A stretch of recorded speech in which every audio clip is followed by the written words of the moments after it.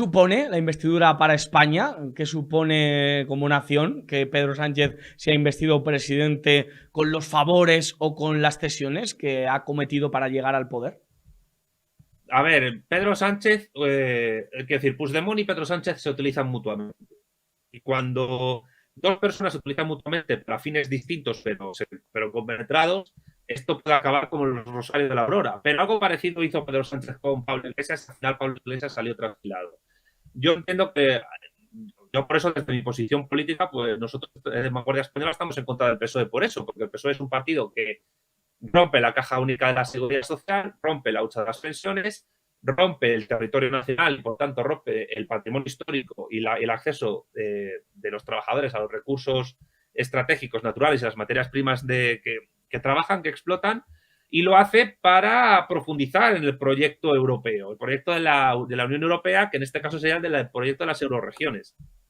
No hay más que leer el libro Manual de Resistencia del propio Pedro Sánchez en 2018 para darse cuenta de que él mismo está impulsando esto siguiendo órdenes que vienen de fuera.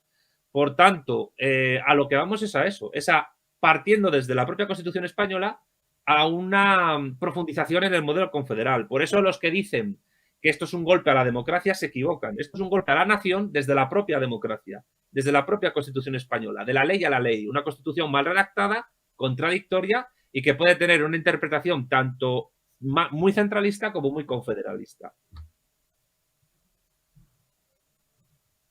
Pues sí, la verdad, esa idea me encanta.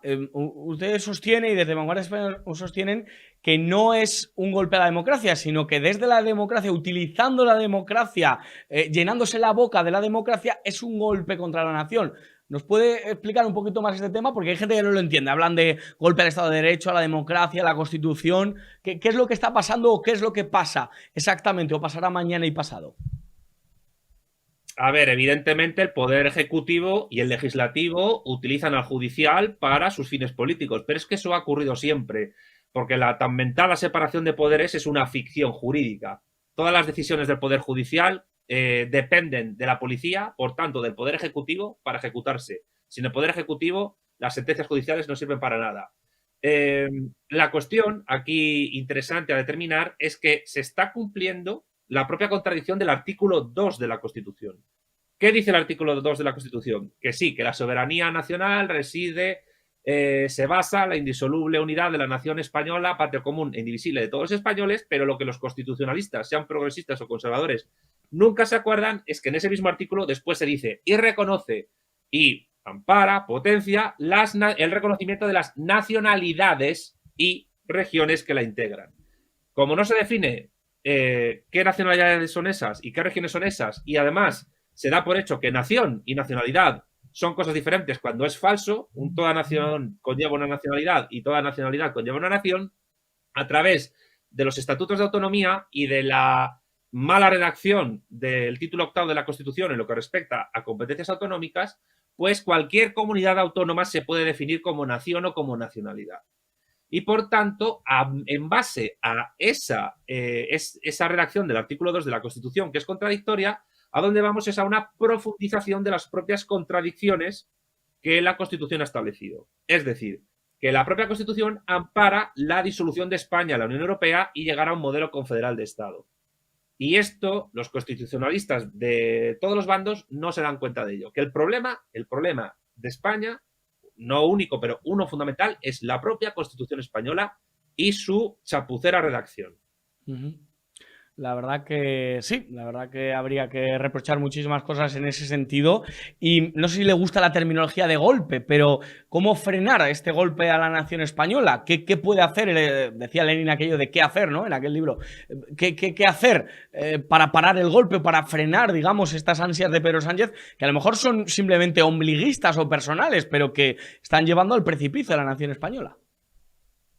Evidentemente hay un factor ególatra en Pedro Sánchez indudable, yo creo que eso está claro, pero también hay que tener en cuenta que el PSOE es una máquina política engrasada para poder controlar el Estado, para poder controlar la nación política e impulsar estos proyectos geopolíticos que yo comento, que vienen también desde fuera. No en vano, Sánchez se ha reunido varias veces con George y Alexander Soros, que es el hijo de Soros y que va a ser heredero de cuando el viejo la espiche de la Open Society.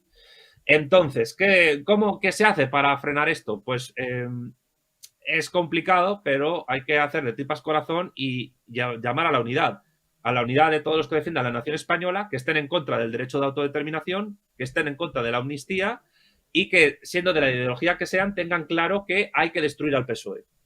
Sin la destrucción del PSOE, que es la columna vertebral del régimen del 78, no se puede cambiar la Constitución española realmente. Y esto implica tener en cuenta que el PSOE es la máquina política mejor engrasada de España. Controlan las universidades, controlan el sistema educativo, controlan la sanidad, controlan los sindicatos, son el partido con mayor voto de clase obrera de España, tanto de obreros cualificados como no cualificados, tienen grandes conexiones internacionales y de alguna manera nosotros en Vanguardia Española, lo insistimos mucho, son la sucursal del Partido Demócrata en España. Entonces, si no se tiene en cuenta eso, si no se tiene en cuenta por qué el PSOE existe y qué función tiene y cómo geopolíticamente se instaura el PSOE por lo que es, porque el PSOE es un partido creado por la CIA y por la socialdemocracia alemana a través de la Fundación Friedrich Ebert, primero para impedir que el Partido Comunista de España tuviera presencia electoral después de la dictadura de Franco, y en segundo lugar para poder insertar a España en la División Internacional del Trabajo mediante nuestra desindustrialización. Es decir, que fue el PSOE el que liberalizó 51 empresas estatales franquistas, que fue la que nos dio músculo industrial y nos metió entre las 10 primeras potencias industriales del mundo en los años 70. Sin el PSOE todo esto no se hubiera hecho. Por tanto, o se tiene claro quién es el enemigo o no hay nada que hacer.